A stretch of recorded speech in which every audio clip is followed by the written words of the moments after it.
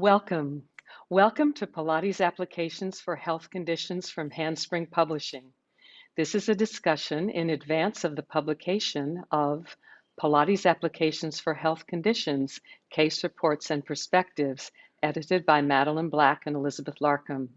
It's Wednesday, March 24th, and we are thrilled to welcome our guest, our contributing author, Glenn Withers, who's the co-founder and CEO at the Australian Physiotherapy and Pilates Institute, APPI.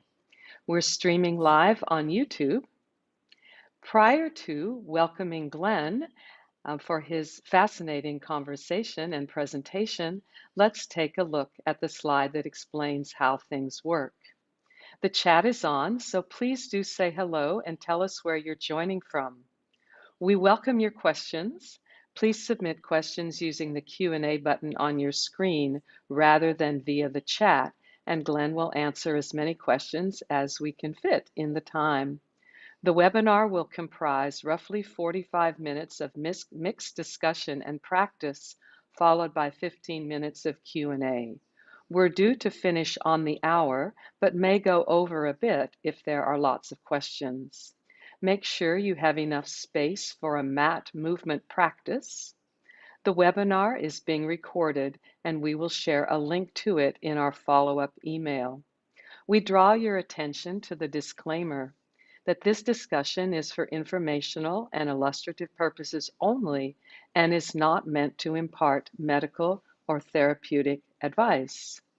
The next slide brings you an introduction, not that slide, the one before, please. There we go. An introduction to Glenn Withers.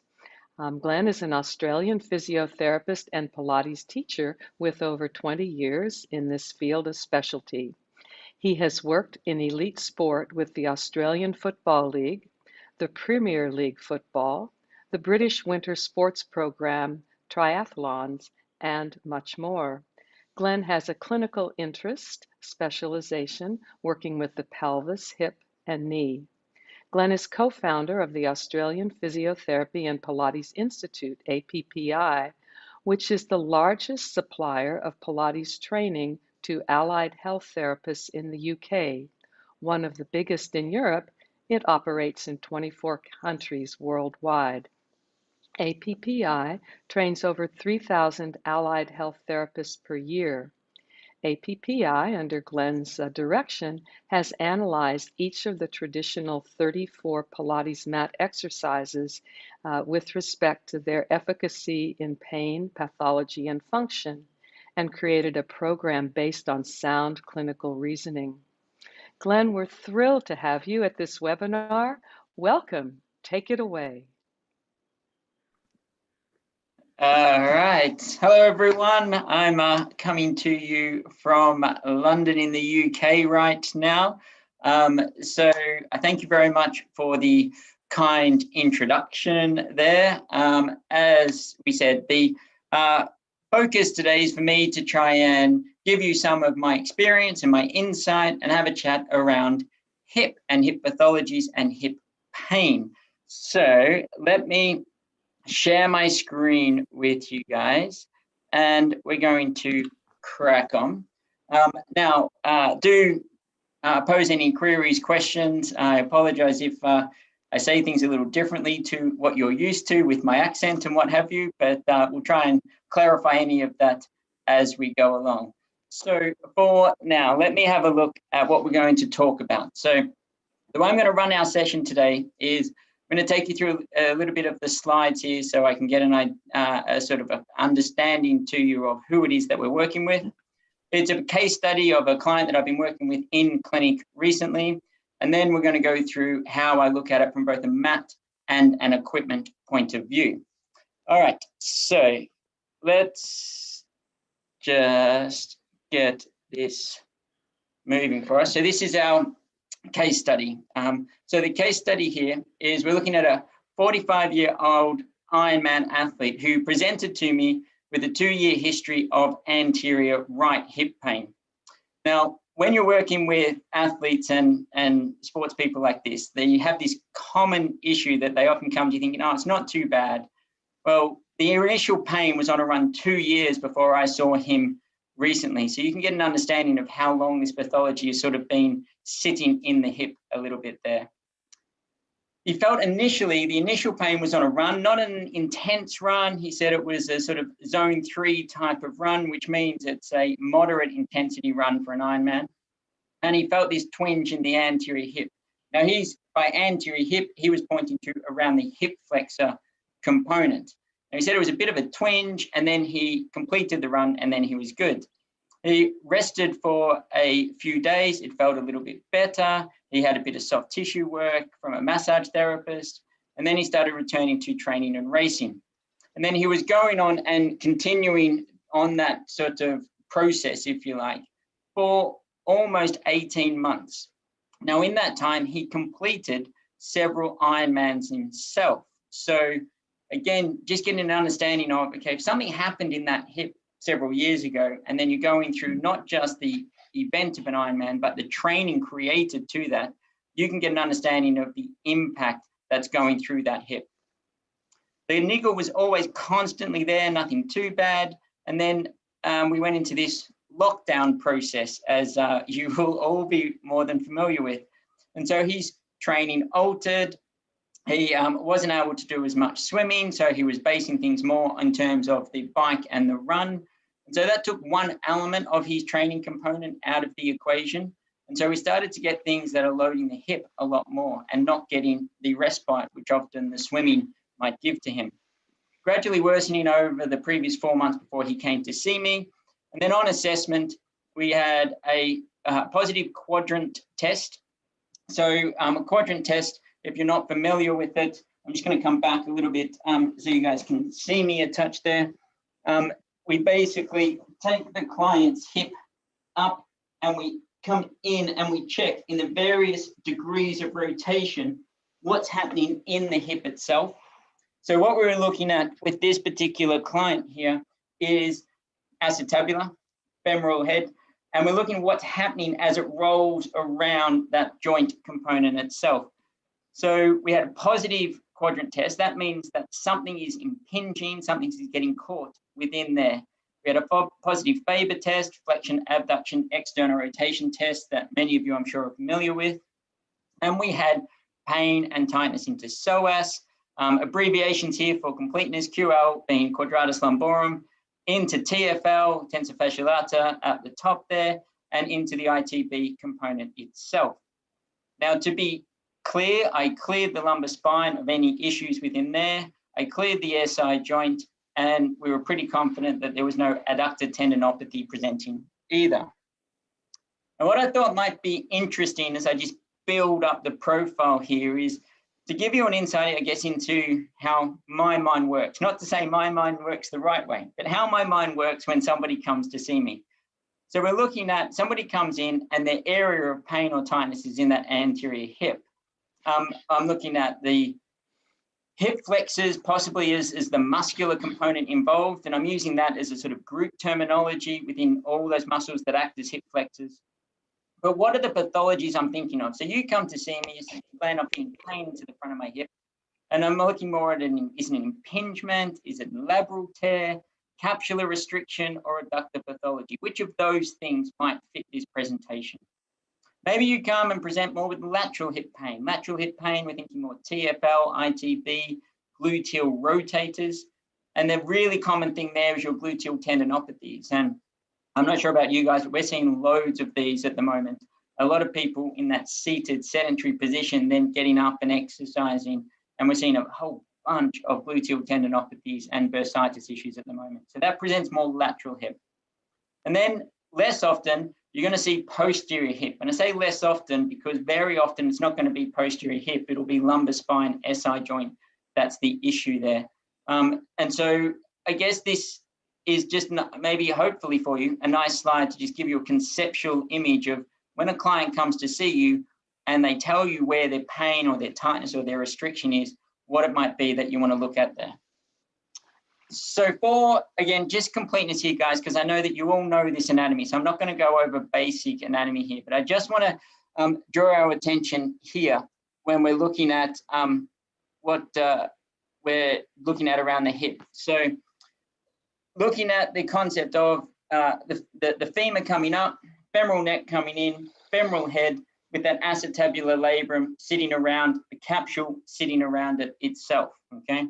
Now we take a deeper look inside the hip, just so we're, again, visualizing what it is I'm talking about. Because when we get onto our Pilates exercises in a few moments' time, it's all about what's happening in the hip. And I want to talk to you about some of maybe the common Pilates hip exercises that maybe we shouldn't be doing with this sort of pathology as well.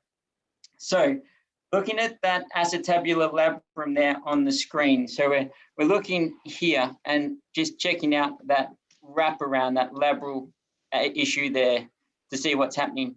Femoral head, and just take a note of the shape on this diagram here and how perfectly smooth and that semicircle that sits there.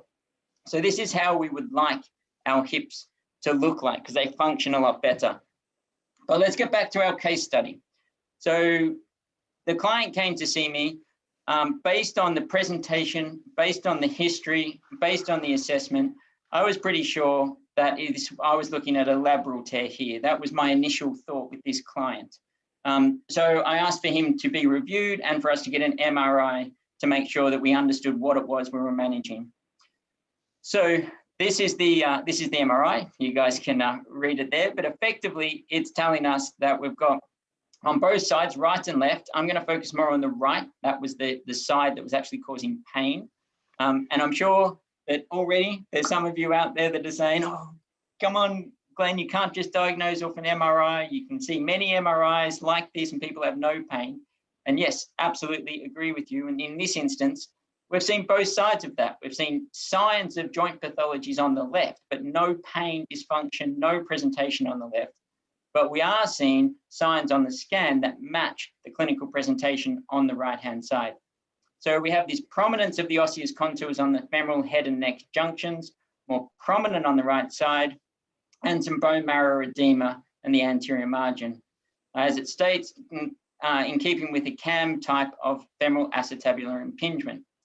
So moving on, small amount of right hip joint diffusion, small geodes present at the anterior aspect of the right acetabulum, little bony prominences effectively. It's telling us where in the position of the hip they are, and we've got a bit of a paralabral cyst, identifying just that pathology that's sitting in there. They represent features of a labral tear with that cyst, but importantly, it's also good for us to know that the attachments of the gluteal tendons to the tuberosity are normal. So we don't have a gluteal tendinopathy on top of this. Effectively, what we're talking about here is an internal hip derangement issue. And again, that's really important for us as Pilates teachers to know, because what am I dealing with here? Am I dealing with an internal hip issue? Therefore, am I going to fix that or not? Or am I dealing with a tendinopathy, a tendinosis, or something that's a little bit more external that maybe I'm looking to actually correct a little bit more? Okay, so before I progress, let's make it clear that the program that I'm going to talk to you guys about and the pathway that we've gone with management here, I completely understand. I'm not going to change what's happening inside the hip. Our goal here is to see, through our conservative management, can I protect this hip enough that this gentleman can continue functioning, or do we need to look at a little bit of arthroscopic investigation here? So the MRI report concludes a bilateral CAM type of femoral acetabular impingement, excessive right tear with paralabral cyst identified at the two segments.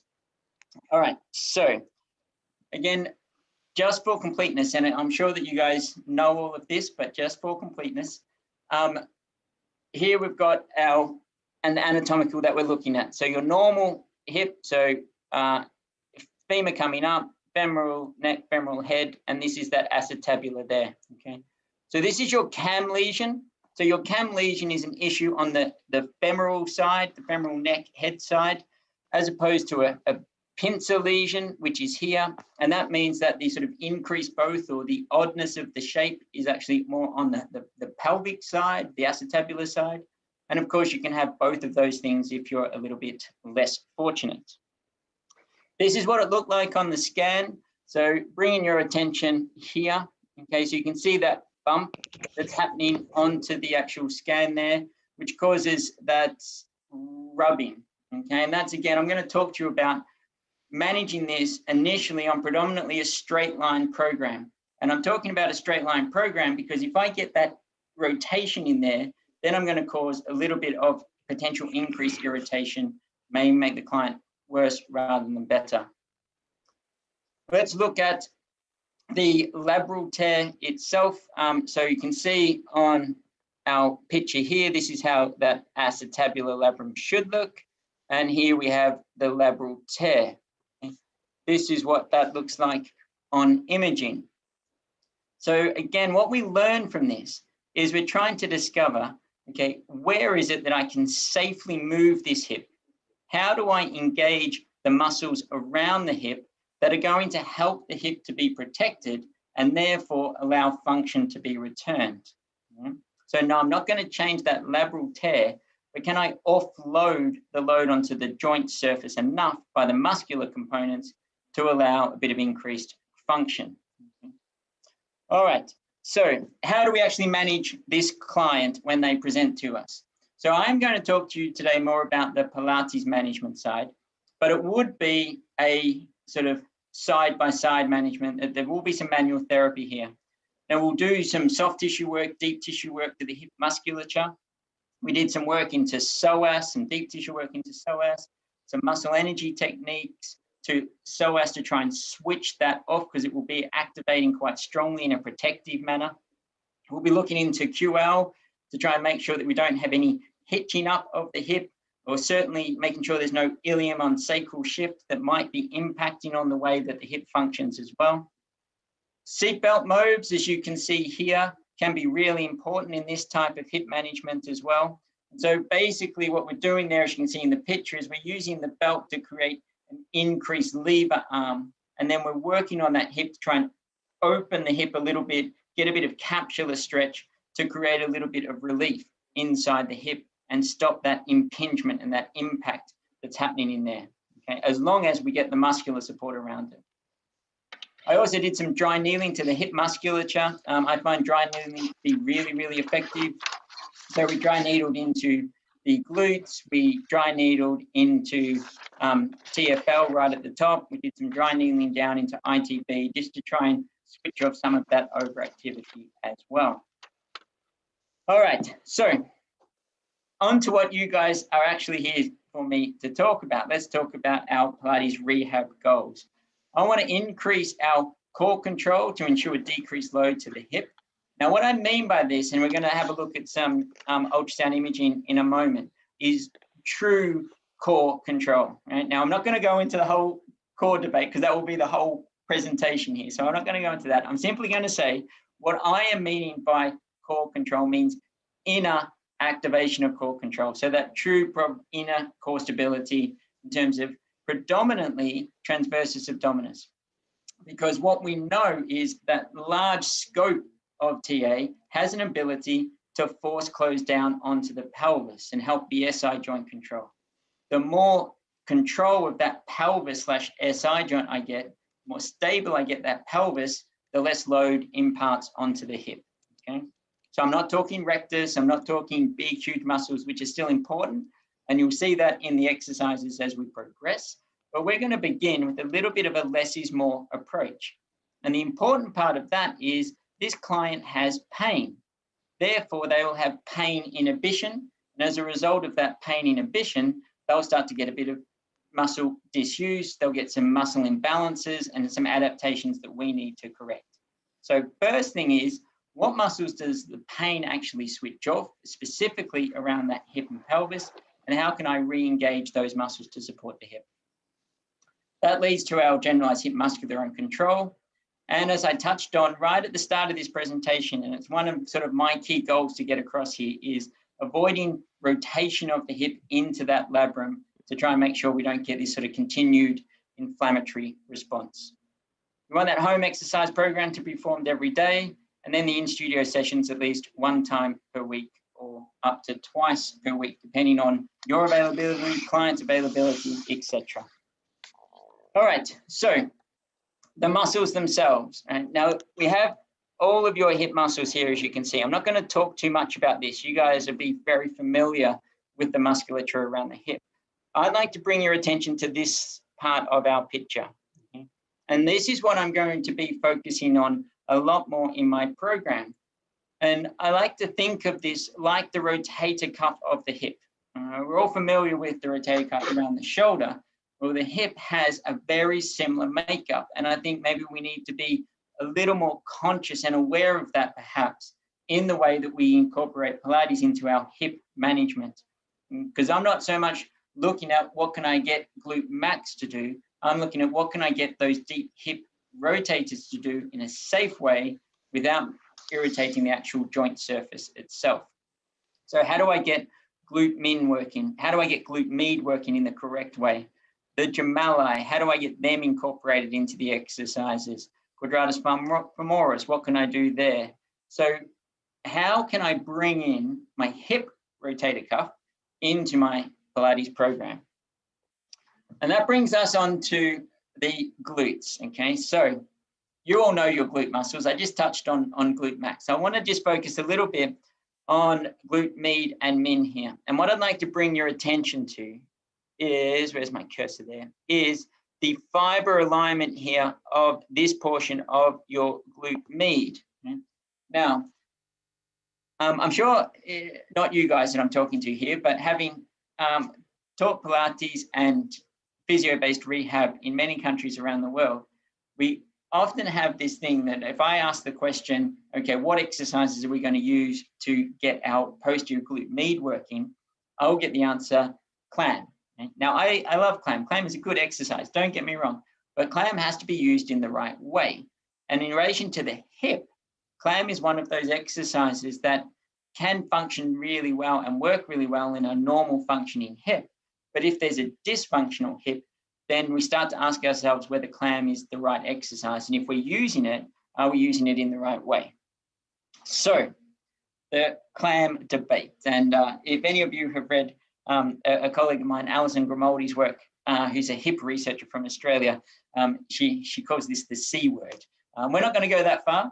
We're going to talk over the clam itself. So what I want to talk about here is if I want posterior glute med to activate, and if I want those gemelli and the internal hip musculature to activate, what are my best options for that? And really, is it this more sort of classical clam?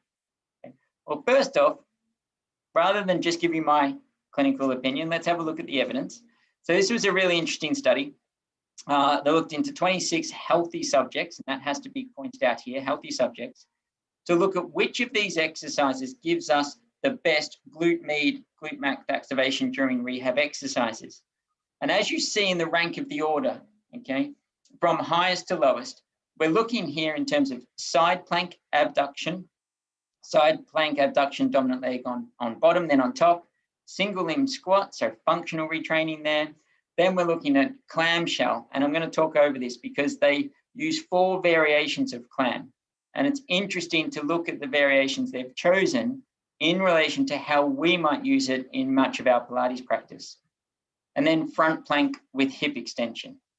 All right, so these are those clam variations, okay? So I'm just gonna bring my screen down here a little bit. So do give me a shout out if you can't see me in any way, shape or form. But what I'm gonna do is I'm gonna invite you guys, please, to come onto your mat with me. So you can just feel what I'm talking about here. Okay, so if you jump down onto your mat with me, we're going to come into side lunge. I'm going to give myself a little head cushion here. And we're going to start in a little bit more. I'm going to prop myself up here just so I can talk to you guys. But please, if you can, get that nice alignment that I'm sure you're all looking for. Now, when we talk classic clam, we often teach it with our hips in line, yeah? And we have our feet bent up. So if you take your hand, place it onto the bony point at the back of your hip, and then just drop right behind that, okay? As you saw in that anatomical slide I posted before, that's where this glute med truly sits, but it's very vertical in its alignment, isn't it? So if we put your hand there and you do your clam exercise, just feel what's happening for me. Right? Now take your thumb here and bring it around onto the hip flexor that's at the front. Okay? Now, if you do the same exercise, start to think, really ask yourself, what's starting that exercise? Okay? What do I feel coming first? Do I feel glutes or do I feel hip flexor coming first? Now, that would be the incorrect timing, wouldn't it? We want that glute to activate first. So if I take that hip and roll it forwards, so I'm changing where the angle of gravity hits the hip, and now you do that same exercise, I'm hopeful that you can feel a higher part of the glute, much more active, much earlier on in that exercise. And I barely need any movement there to try and get that activation. So if I was going to do clam for any hip, first thing I'll say is, I'm not going to go hip stacked. I'm going to bring top hip forward, alter where gravity hits to try and get the true activation that I'm after, okay? Now in that study I just showed you, they spoke about these variations. Their first one was external rotation here. Variation 2 was internal rotation. Variation 3 was abduction and internal rotation. And then variation 4 was abduction, extension, and internal rotation. Okay. So that then poses quite an interesting question for us, doesn't it? Okay. Why are they looking at internal rotation here in relation to this exercise, whereas we often look at it from an external rotation point of view? All right. So let's look at that then, because this is something that I have a discussion with many people about. Okay. At 0 degrees of hip flexion, so full hip neutral, okay, anterior glute med is an internal rotator, middle glute med is an abductor, and posterior glute med, the muscle that we often use clam for, is more of an abductor external rotator. But at 90 degrees hip flexion, and as we progress to there, it starts to change its function, doesn't it? So it becomes an internal rotator rather than an external rotator. So if we were to use clam in any of our hip pathologies, we need to make sure we have it much more extended than maybe we've thought about. So when we're teaching clam, we're going to be talking at about 45 degrees and no more of hip flexion to make sure that actually it is still acting as that external rotator, the posterior glute med, and it hasn't shifted into internal rotation there. Okay? So slight aside, but I just have to point that out when we're looking at anything to do with the hip. All right, so let me get on to the program. First thing we did was truly teach how to access their inner core. And to truly teach that, we use ultrasound imaging. Okay, so here on this picture there, you'll see, if you see this white line here and here, that's TA, sits between there. And then between here and here is your internal oblique. This is your external oblique. And this is your adipose tissue layer, that layer that in lockdown's got a little bit thicker on most of us. So let's have a look at how this works. Now, this is a ultrasound imaging of a client that I've seen. And you can see here, this is a very fit, active client. And when I ask them to center, you'll see what happens now. There it is. You see how a huge amount of work is in the internal oblique and not so much in this TA down here. So we're getting overactivity internal oblique. Now that's what a lot of people are doing when they activate their center. And if you put your hands sort of right where you should feel it, so ASIS in an inch and down an inch, that's where you should feel this activation. And if that's popping out into your hands, into your fingers, it's probably more internal oblique that's doing that than TA, which more draws and wraps around us. So with correct training, we bring the same concept in, and this is really important because a hard part of managing a hip like this is not overloading the hip too early. So now we're going to get that connection in, and what we're looking for is that very subtle drawing in here. This arrowhead starts to move back, but there's hardly any thickening of the internal oblique there. And then we hold that with breathing. You can bring in one of your common mat exercises here, like the hundreds, and do 10 lots of 10 breath holds, but just getting that dissociation between the activation and the breath. Because that dissociation between lumbar spine, hip, pelvis, and the thoracic spine is really important in everyday function as well. Okay. All right, so let's do this. Let's have a look at the exercises themselves, okay? So let's get back down on your mat. Now, there's not rocket science here, okay? I'm not going to teach you some amazingly new, brilliant exercise. I'm going to talk to you about how to manage it properly. So we're going to start this program with our one leg stretch, okay? So if I just bring my screen down here again. All right, and so from here, if we come down onto our mat, and do this with me, please. So we start in our neutral. Okay, I'm not going to talk you through that because you guys all know what I mean by neutral. We engage our center, and then our hands are on these two bony points. Now, our goal is to slide the leg along the floor, pushing the heel in just a little bit to make sure I get a bit of activation into that glute. So I don't let the hip flexor do all of that movement.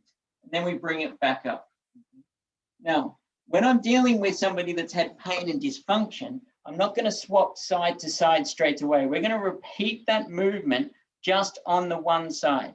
Let the client learn correct movement, then we'll try it on the other side, and then we'll look at that movement side to side. That gives the brain a lot more time to understand what the movement quality is that we're asking for. So, down onto the mat here. We're centered. My thumb here is on rib cage, hands here are on ASIS, and we're looking at that control. As I bring the hip along, can I get a bit of activation into the glutes? My leg will come out of screen a little bit here, but as I go, what is my control? Now, as I lengthen, if I start to see the spine come forwards, I know that hip flexor is taken over and I'm altering pelvic hip relationship. So we're only going to go in the range that my client can maintain that control and then draw it back up. But again, almost dragging the heel back in along the floor in order to get that exercise, okay? Some on the right, then on the left, repeated, then we go side to side. And now we come on to our, what we call scissors level 1, and we're looking for that float, that knee fold that many of you will be experienced with into tabletop. But again, I'm looking to see what is the relationship around the hip. Now, if that hip flexor is working too much, we're going to scoop and fold. Now, all I've done here is shorten the lever. That will take the load off the hip flexor. Then I can come back up to my tabletop and then lower down and back, okay? Repeat on that one side, making sure that I'm not getting any tilting, all the stuff you guys teach, right? Tray of drinks, all the rest of it. And then we come on to the other side, all right? And I repeat a few times on this side, being really conscious, very mindful of whether I'm doing the exercise correctly. Yeah? And once I've got that, now we're going to go side to side. Now I want you to make sure that these two bony points don't move at all. We keep them really nice and still. You scoop to float, then we come back down. We have this little pause where I make sure I've got that control before we come up and then lower back down. It's an exhale and an inhale. Now, we're going to keep that movement going. I'm going to ask you to keep that movement going for a moment, because what I want you to consider is I'm retraining gait. Okay? Now, we often talk about the importance of functional exercise, but Pilates is brilliant as long as I know what my functional goal is and incorporate function into every exercise choice. So both one leg stretch at level 1 and scissors at level 1, I've chosen here because it replicates the gait function. And that's what I want this person back to. I want him back on his bike, back running. So my exercise choices, I'm not just following a recipe, I'm choosing the exercise based on that functional goal of what I'm training the brain and the body to learn how to move more efficiently again. I also want this to all be pain-free. So I haven't added any rotation into my program yet. Now I'm going to come on to my shoulder bridge. Yeah? However, I'm going to do a straight spine shoulder bridge. I'm not going to do articulated bridge. Okay, so again, we're going to do this together. You come back down onto the mat with me. I'm going to take my head rest away here just a little bit for this. I bring my heels in closer to the movement. Now, if you place your hands onto your outer glutes for me, if we come into articulated bridge as we roll, And then as we roll, we now bring the glutes in. Yeah. I want you to get a sense of what part of your glutes do you feel is working predominantly through that exercise. And then as you roll yourself back down, what are the glutes doing? And as you come through to neutral. Now, if I keep a straight spine, then I ask you to think of your sit bones, draw them together a little bit, and a straight hip lift. And back down. Good. Straight hip lift. And back down. Again, straight hip lift. And back down. Now do another articulation and see if you can get a sense of it feels quite different in terms of what my hip musculature is doing on a straight spine lift versus an articulated lift. Okay, now thankfully, again, I'm not making this up, it's been researched, and Alison Grimaldi had a look at this, and she was able to identify the fact that in that straight hip lift, we get deeper hip rotator activation compared to the more classical articulated shoulder bridge, where we'll get a little bit more glute max activation into it. Now, given the slide I showed you earlier about my goal is to get that rotator cuff of hip musculature, by bringing in a straight spine lift instead of an articulated, I can target that hip much better. Now, I want to bring in the outer glutes as well. And we looked at that slide earlier that showed the real vertical alignment of that glute med and that glute min. So rather than going into clam that we spoke about earlier, we came now down into, I'm going to go out of shot here a little bit, but just again to be clear, I'm going a straight hip position and we're coming into just a side leg lift. Okay, now this is your much more sort of classical repertoire here, in that I'm just going to keep it straight. I'm not interested in how high this hip goes or this leg goes. I'm interested in my spinal angle, and I'm interested to make sure I don't get any hitching into this hip.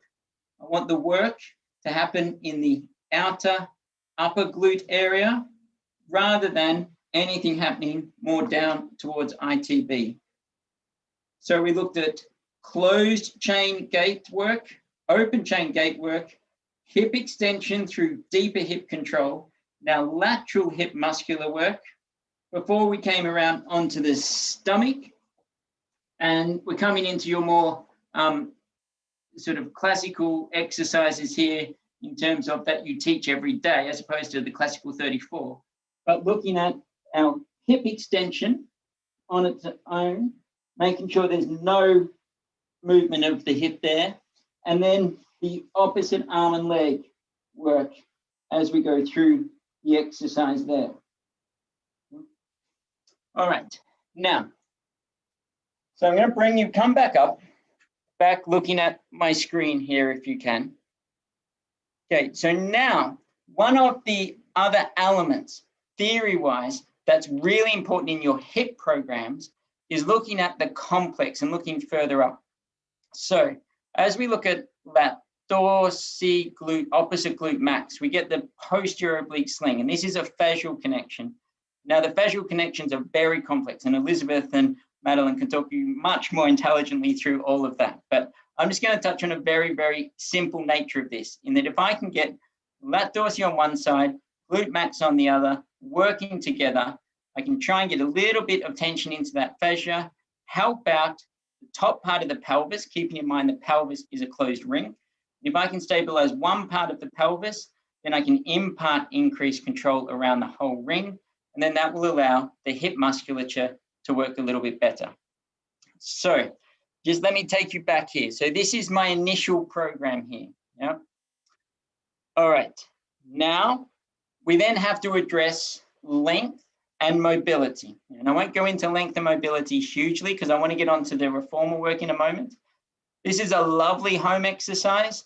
It's like a Thomas test. Those of you that come from a clinical background, it's like a Thomas test, but placed onto a home program. And we just let gravity do its thing here. Hold the knee up, let the leg extend over and just let it lengthen, and just hang there for 2 minutes and just breathe and allow that hip to lengthen through gravity on its own. You can do it over the edge of a bed. We've got a version over a foam roller here. Okay. All right. Now, as we progress, okay, now I'll talk you through these slides. I'm just conscious of our time here. So I'll talk you through these slides in terms of progression and clinical reasoning. I do need to make that hip flexor stronger. We have a misconception very often that a hip flexor is just tight. You often have a very weak hip flexor in a hip pathology. So we're going to add in or progress up that scissors exercise we did in week 1, bring it up, add a bit of resistance, and then try and push against that resistance just to fire up that hip flexor a little bit, but in the area that we want it to work. Again, if you look at the anatomy of the position of the hip here, we're getting much closer to the hip drive in running. So again, we're taking a mat exercise and making it more functional in the way that we work. All right, so bridge. We can further challenge by taking the weight onto the heel, okay? And this is going to basically bring in the posterior elements a lot more. Yes, it will bring in the hamstrings more. I'm sure that's what some of you are going to be looking at there. But we can bring in the heels to do a little bit more hip focus, get it all of that hip flexor. Same thing on the reformer, which I'll talk to you in a moment about why I choose heels on the reformer versus toes. Now, here is effectively a version of standing clam. So I'm standing up against the wall, and now I'm aiming to bring that rotation in, but the wall is going to hold me. So because of the hip, again, look at the hip angle there, right? I'm relatively at 0. So the hip is going to function in that external rotation, or glute med, I should say, is going to function in that external rotation capacity. But I'm going to make sure that the actual joint isn't irritated by working in this way. Then it starts to become much more standard, guys. I'm going to add in resistance to my hip strengthening by bringing in the band. We're going to look at some of those exercises that the research study showed us before in terms of side plank abduction to try and bring in that hip musculature. And here, I'm now going to bring in resisted rotation, but I'm going to basically do it in a position where I don't allow the hip to be bent up. Right? And now notice we're much further down the pathway here. So I'm effectively starting to bring in some of that rotation now, but the band is resisting. And that allows me to make sure that I don't cause too much irritation as I bring in that hip rotation musculature. We're going to bring our hip flexor strengthening work into our seated position, and now just start to progress load. So I want to get on to some of the more of those plank and core work. I'm going to have it slightly lifted first of all, just to make sure I can get that hip drive. Again, that hip drive is much more linked to the gait and the running cycle that is my goal with my client here. We're going to bring in some of your plank work. And again, we're going to look into a bit of plank side step. We're going to look into a bit of plank hip extension work as well. And then we're going to look into a bit of plank knee drive. So all elements that, again, link to that functional retraining.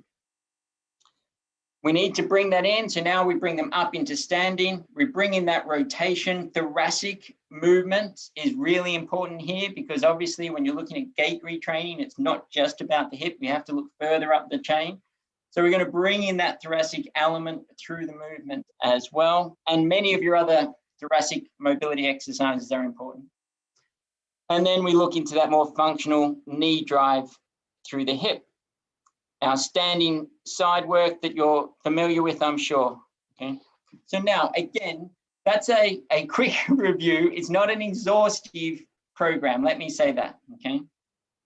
Now, that's important because that's a home program that I need somebody to follow. No matter how good you are in what you do in studio, a home program is going to get that hip to the position that you want it to be long term. So let me now split my focus to how do we manage it in studio. Okay. And again, there's no real rocket science here. These are familiar movements to you guys, those of you that are familiar with the machine. However, what I'm going to say is I'm going to do everything on the heels. The only thing that I would be tempted to do on toes is lower and lift or walking.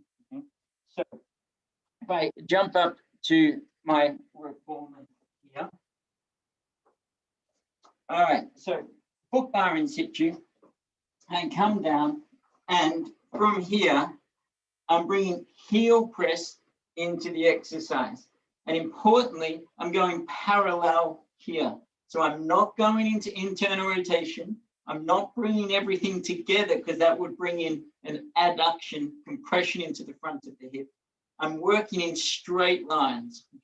So I'm working here and through, and all your normal cues, everything the same, but just making sure that we're working through the heel alignment, hip, knee, and foot.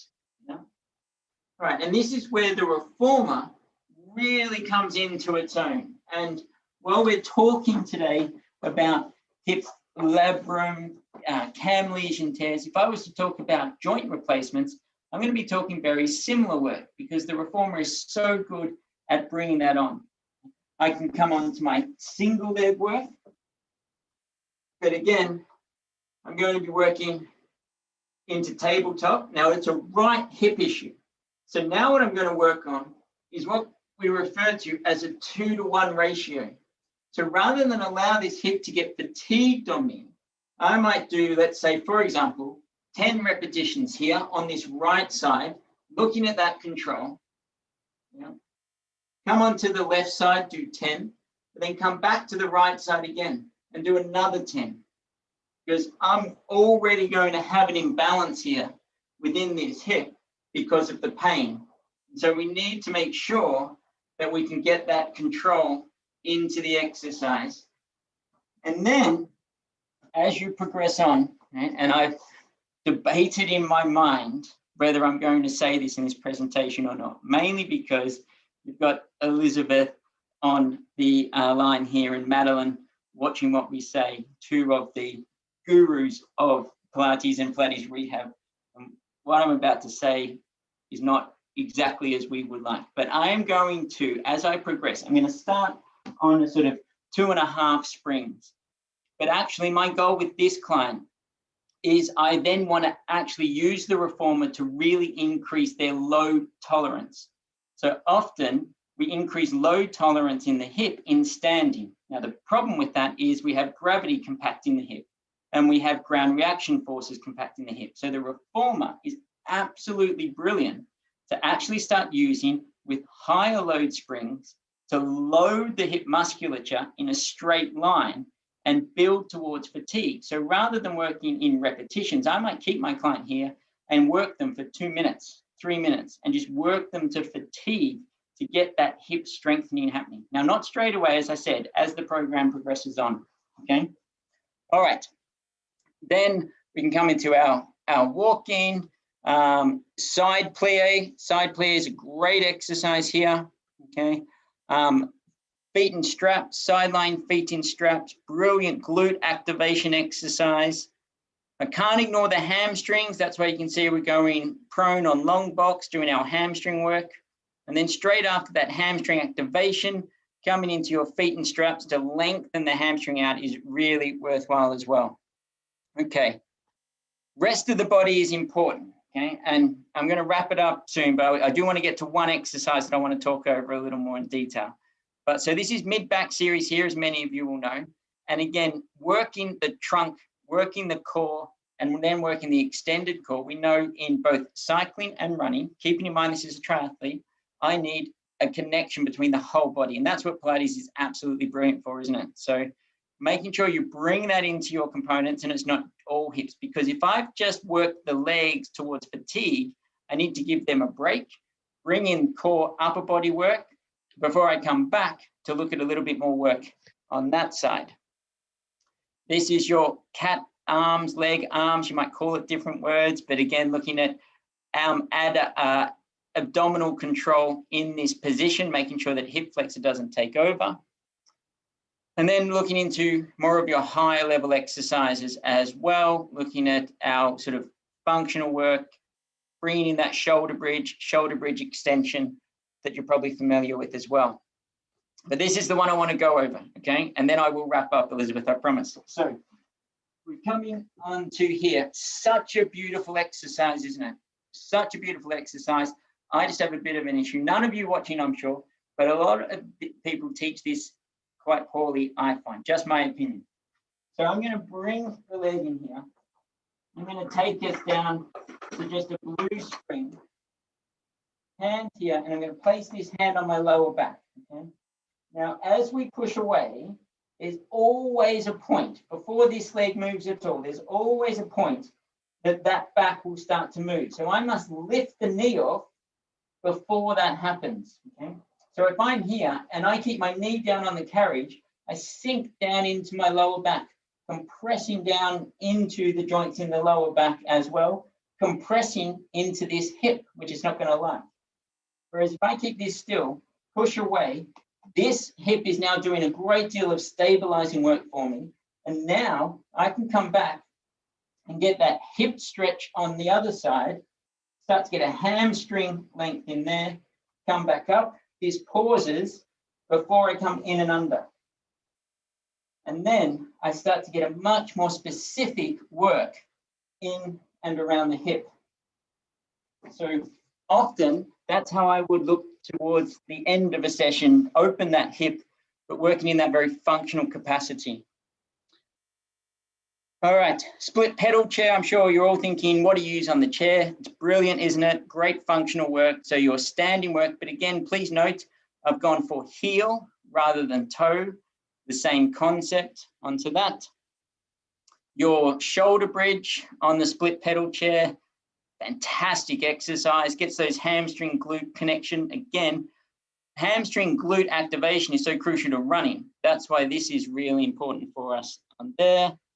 And then bringing in, and this is where I'm sure you're all on the same page in terms of getting those standing control work into the hip, looking at hip, knee, foot, ankle control, which is really, really vital for us within our normal gait and normal function control. So let me wrap it up for you. Look at that, only 5 minutes over. That's one of my best yet. Understand the hip anatomy and link this with your Pilates movements. That's really crucial that you understand that concept. Begin with the correct inner core activation, progress low load in a straight line. Look at that rule of straight lines in your reformer work and your split pedal chair work initially as well, and then vary that load intensity, and importantly, continue to bring function into your program. Even if it's in one of your more basic mat exercises, think, is this the right choice, or is it just the next one in the series? Why am I choosing this exercise for this particular client? Okay. All right, so there you go. There's a sort of one-day seminar wrapped into 45 minutes for you. So let me hand back to Elizabeth. I'll stop sharing my screen and we should be good.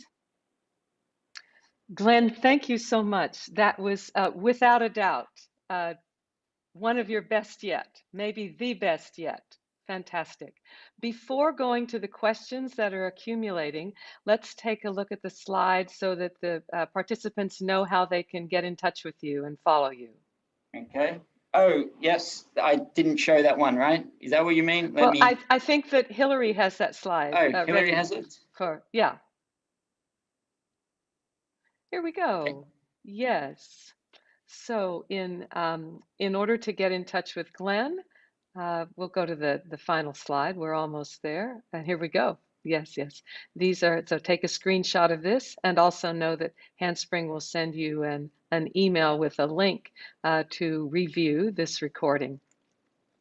We'd also like to invite all of you to a special event in the Handspring Publishing calendar that in just under a month, Wednesday, April 14th, our guests on Move to Learn are Robert Schleip and Jan Wilke, the editors, co-editors of the second edition of Fascia in Sport and Movement. This will be a celebration to welcome this very significant book.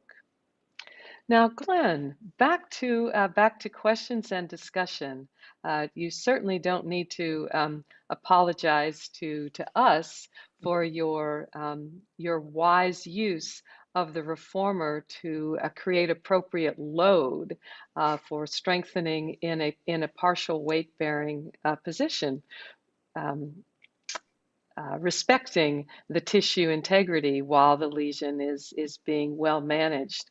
Would you please go into more detail about how you determine the duration for for the high load, what cues you give, what are you looking for in terms of signals that the very athletic client may be overdoing?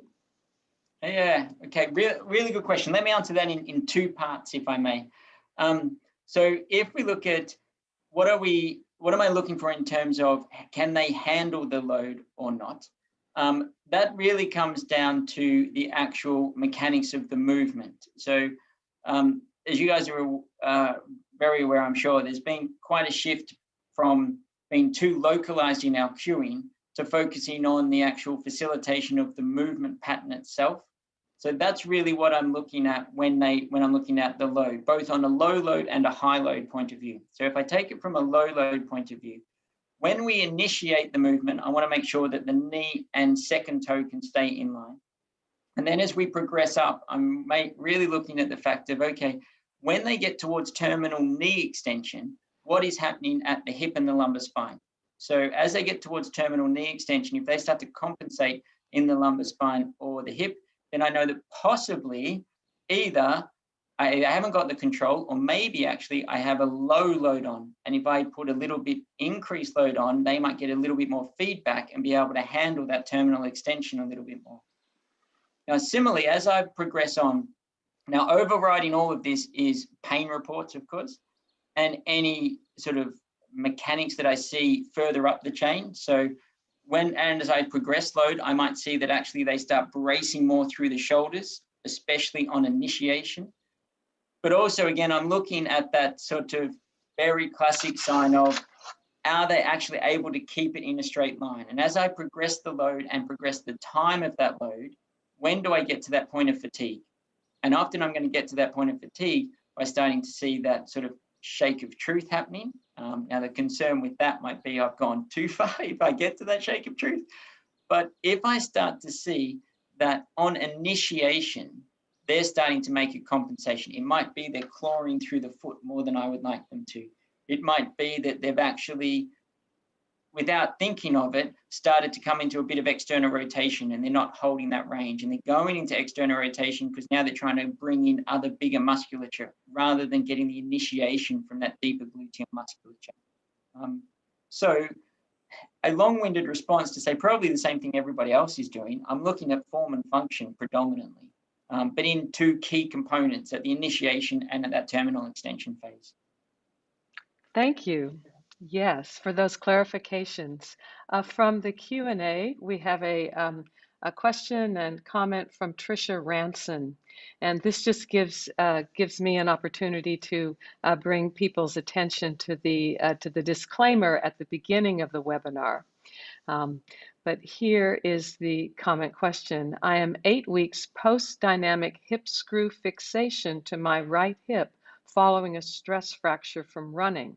I am pretty functional, fully weight-bearing, and teaching Pilates and demonstrating. I have found my major problem now is the leg fatiguing when I walk any distance. I don't have a reformer available, but I'm interested as to whether I should try to follow this type of program to build up strength around the hip. Yeah, okay, good question. Of course, let me first up say I haven't seen you, so I don't really know exactly what you should or shouldn't be doing. If I take that in a much more of a generalized point of view, from if you don't have access to a reformer, how could you work towards looking at straight line loading programs across gravity? Well, then you would be looking more along the lines of, there's a lot of programs out there that you've probably seen called Reformer on the Mat. And we certainly have some of those sort of programs on our website as well, where you're using the resistance band in place of the reformer. And so it may be that that's an element that you could explore, and looking at how to do maybe some of the single leg work, maybe some of the bridge work with band around the legs, and use the resistance band instead of using the reformer. Having said that, it doesn't replicate exactly what the reformer does. So if there's any way you can actually access somebody who does have a reformer or anything, it's the difference between what the reformer is doing and what I'm talking about there with the resistance band is predominantly here with very closed chain. It's very safe. It's very contained. When we put you onto the resistance band, yes, I create a closed loop, but it's not to the same foot support as what the reformer would be. So short answer there, if you want to get cross-gravity strength work into that hip, then using the resistance band is one thing you can look at. But I would stress that it's probably worthwhile seeing if you can engage with somebody who can look at you properly and see what you're doing. Yes. There are a number of people in the chat who are requesting a additional clarification or maybe a review of the hip mechanics, the hip and pelvis lumbar spine dynamic in the articulated bridge versus Okay. the neutral bridge. Okay. Yes. All right. Yes. I'm not surprised. It's a common question. All right. So let me just go over it with you again, shall we? So if I just bring us down here. So there's a quite well-known hip researcher, works out of the University of Queensland, named Alison Grimaldi. And Alison has looked a lot at the hip mechanics and the hip musculature and what works around it. Now, in a good way, let me say that Alison is very, very fond of the reformer. She loves us working on the reformer. She hates clam, but she loves the reformer. But she looked at shoulder bridge, and we have a slightly different view in that both, for me, both versions of shoulder bridge are very valid exercises, and I use both versions a lot, but it depends on the pathology I'm working with. So I'm working with, for example, a lumbar spine, certainly a spondylolisthesis or a L5S1 issue. Then articulated bridge can be lovely, in my experience, for those clients to mobilize them into a bit of posterior mobilization. But for your hip pathologies, we want to get a bit deeper. And so what I'm talking about here is with an articulated bridge, as I roll back, when they were looking at the fine wire EMG and the elements there, just watch my head position before Elizabeth tells me off for my head position. Now, if we roll through, I roll back and I'm going to get a later activation of those glutes. And as I roll up, it's much more of that hip extension, which is going to be glute max activation. However, if I keep my spine neutral, so I'm not allowing a posterior tilt, because as that posterior tilt comes in, naturally that alters the position of that ischial tuberosity and what's going to work through the musculature. So as I come through here, if I keep my straight spine, as I drive straight up here, I'm actually going to get inside of glute max. Now, glute max, of course, it is relative hip extension, isn't it? It's not actual hip extension, but it is relative hip extension because I'm coming from hip flexion to hip neutral. But now, what the evidence showed, the research showed around what muscles produce that movement, showed that by keeping the spine in a more neutral or straight position, I will get deeper gemelli, deeper quadratus femoris activation compared to glute max activation, which will have a preferential activation strategy as we come into a posterior tilt through the pelvis. Thank you. That it's always beneficial to hear because of the history of the Pilates method. The original work of Joseph H. Pilates puts so much emphasis to a posterior pelvic tilt and spine flexion. Yeah. And again, I think the important thing is that nothing's black and white, right? It's one of the things that maybe I think researchers do sometimes is they say, okay, we've discovered this, so that means you should never do that version ever again. And I think as movement educators, we understand that each body moves differently, and many different bodies, different pathologies require different mechanics in order to get the results. So, for me, it's really important for me to get across that I still use articulated bridge a lot. It's just depending on what it is that I'm actually trying to achieve with the exercise. Glenn, here's a question regarding the return of your CAM lesion patient to activity, to running. Given that so much of the rehab home program and reformer requires, as you have clarified, quote, straight lines. How do you work with the rotational components, the spiral components that are so prevalent in gait and in efficient running? Yeah, really good question. So it's one of those things that in the time frame we have, you can't sort of cover everything, can you? So it's a really good question that you put in. So we would be bringing in, I guess what I'm trying to get across here is how do I get on top of the pain within this hip initially? And once I can get on top of the pain mechanics, so my client is walking pain-free, I can start to get them doing light jogging pain-free. We would have had them, outside of the Pilates world and in normal times, not in the lockdown time, we would have brought in something that we call deep water running quite early on. So we would have put them into the pool. And in the pool, we have no impact into the hip. And so in the pool, now, and by deep water running, what I mean is that we put a flotation belt on them and they don't actually touch the bottom of the pool. It's not like they're in a deep pool, but still touching the bottom of the pool. They're literally floating in the deep end of the pool. And the way that lens is they then work on their normalized gait mechanics. And so then they have to work through push off, through pull. They have to get the rotation in and they have to try and regain that functional movement as much as possible.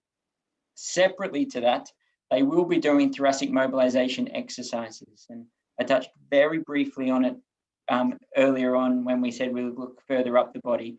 But things like your arm openings from your mat, things like your mermaid on the reformer, and bringing in as much both thoracic extension work, and I talk about thoracic extension work in this particular client, and that's particularly important because of the bike posture. If I just do rotation work with that client, then they're not really going to come into a better upright running posture, which we need. So things like bringing in your foam roller work, your thread the needle, your arm openings, mermaids on the reformer. But I'm going to bring that in along the way. But what I'm trying to do here is first up, get on top of the hip mechanics, get the hip supported, and then we can start to look at what happens through the rest of the chain. And of course, depending on how long you have with your client as well, whether you have half an hour or an hour or how many times you can see them per week, etc. Absolutely. Glenn, do you have summary comments, advice, or recommendations for how we can continue to manage during this long tail of COVID? The COVID question? Well, I mean, just in terms of doing the best work for ourselves, conditioning, for our clients, during these unusual times. But I think to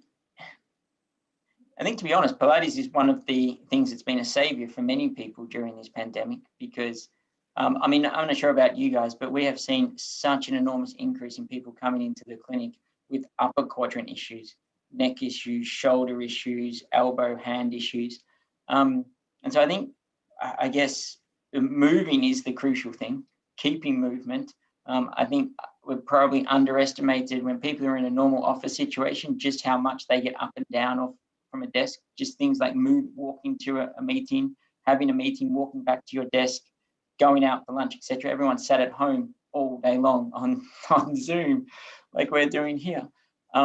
So certainly moving is essential. If I take that slightly further into obviously my special interest in relation to the hip, it's just making sure that we don't spend 8, 10, 12 hours a day in hip flexion. We have to try to extend the hip. And it can be as simple as changing your standing workstations, getting up, maximizing the 5-10 minutes at the end of the day before you finish work and go into the crazy life of your family. I say that with all due respect. I have 5 children, so as soon as I get out of the Pilates world, my life just explodes. So taking 5 minutes on a roller to breathe, to get over everything you've done before you get I was about to say attacked. Maybe if my wife watches this, I should say embraced by the family as I come downstairs. But honestly, movement is the key, and that's what Pilates is, right? I was having this conversation yesterday, and we just weren't designed not to move. You look at the the whole progression of us as a species. We weren't designed to stay sedentary all day long. Well, on that note, being so illuminated by your presentation, maybe we should set you loose to be embraced by your wild children. No, that's fine. I can stay up here much longer. Just keep asking. Well, we should also follow your advice to get our hips into extension. Yeah, sure. All right. Well, it's been a pleasure. Thank you for inviting me. Thank you, Glenn. All right. Take care. Bye.